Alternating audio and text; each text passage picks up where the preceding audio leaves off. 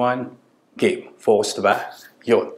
Hi guys! Welcome back to our channel. And to those who are new to our channel, Design to Inspire is all about architecture, construction, building materials, and lots of interior design. For today's episode, wala tayong cameraman, mag-isa lang tayo. So, ayun ang ating tripod. Alright? So, for today's episode, ang gagawin natin is condo tour tayo. Dito yan sa One Uptown. Kasi tapos na siya. This project nga pala is for lease. So, inayusan natin siya para ready na for occupancy. At tapos, dun sa ating likuran, nandun ang ating kitchen area na ginawa natin ng major works kasi binaklas natin siya totally and pinalitan natin ng bagong kitchen cabinetry. So, papakita ko yan sa inyo mamaya.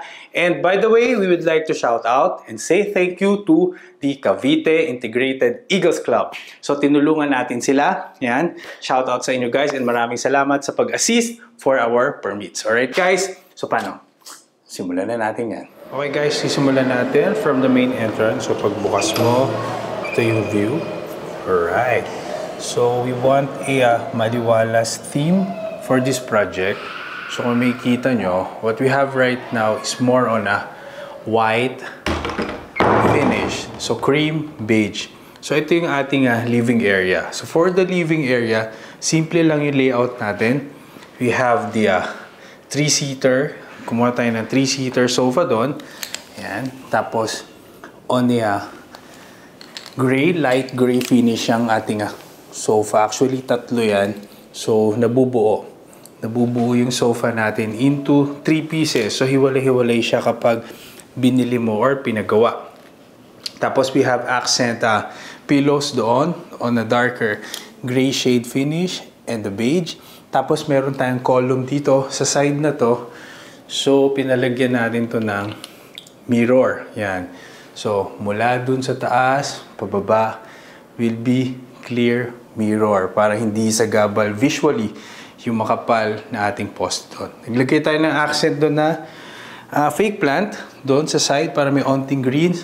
Tapos sa backdraft noon, meron tayong wallpaper finish. Ayan. So makikita nyo parang ano ba? Cement na parang kumikintab-kintab yung wallpaper.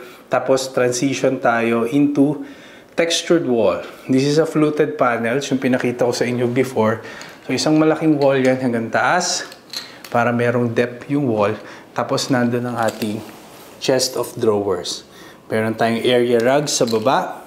Yan, area rug. Tapos center table in a glass finish. Actually, sobrang luwag nitong space na to. Tapos kapag nakaupo ka, ang view mo is ito. Di na tayo nag ceiling. So gumamit na lang tayo ng what you call this, malaking chandelier with 6 bulbs. So, yun yung ginamit natin.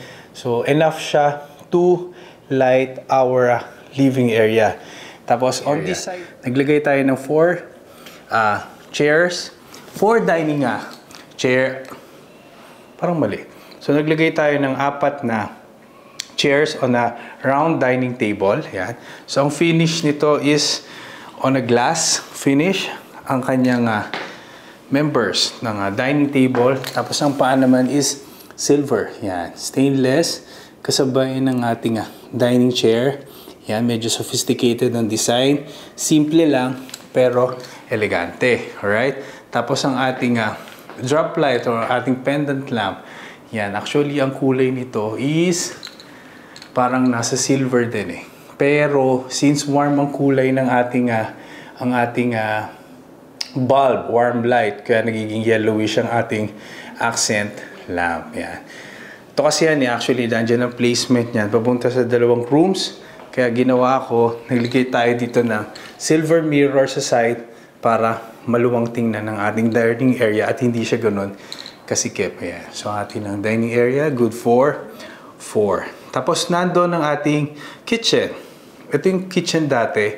Same layout tayo, pero pinapalitan natin ng mga cabinet. Kulay ng cabinet kasi luma na. And all the finishes pinalitan natin. So, pinakita ko na yun before. Meron tayo dito mirror splashboard. Tapos, Calcutta countertop. Tapos, 2 shades ang ating kitchen cabinets. Nandito ang 1 color shade. Yan, parang mocha yan with a matte black finish na mga grab bar, and the matte black finish na faucet. Tapos naman wooden ang ating finish for the lower cabinet. So pag nasa kitchen area ka, ang view mo is ayun. Diba? Napakaliwalas ng ating living area and dining area. Very sa mata, malamig. Actually, ang maganda dito is yung mga bedrooms. Yan. Nilayout natin siya na super simple lang, at the same time super lamig sa mata. Pasukin natin ang ating first room.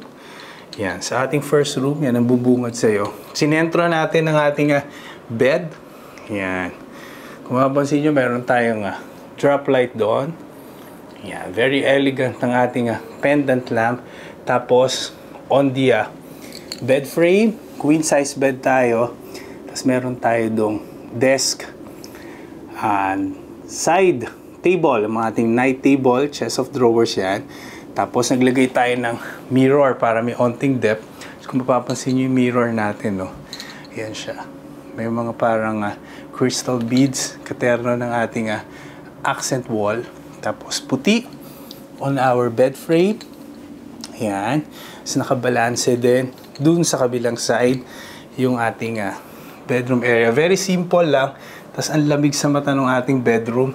Tapos dito sa kabilang side, nandun ang ating 3-door closet. Tapos meron tayo dong workstation. So ayan yung ating first bedroom. Tapos ang view mo, pag nandito ka naman sa bedroom, papunta sa ating dining. So yun. Super super warm, palamig sa mata, and simple, di ba? So dito tayo ngayon sa ating isa pang bedroom. Alright. So ito yung ating bedroom. Actually, typical ang design yung cut. Kaya lang dito mas maraming poste. So kailangan i-adjust. Ganun pa rin. Accent wall tayo. We used wallpaper. Yan. Textured wallpaper. Yan ang ginamit natin. White bed frame. Queen size ulit. With a stackable tables on the side. And night lamps. Tapos sa kabilang side, we have the workstation and the closet. So, ang view mo naman is the dining area, kitchen, and the living area. So, basically, itong ating 2-bedroom unit for lease. Dito yan sa One Uptown. Alright guys, thank you for watching my channel and salamat sa pagsama sa akin. Dito yan sa ating One Uptown project. And susunod, ang ating orchard project, pakita ko sa inyo, tapos na yung general construction natin. And sobrang ganda ng kinalabasan, kamukhang kamukha ng dinrawing natin, saka dinesign natin. Paano guys? Thank you and God bless. Bye-bye.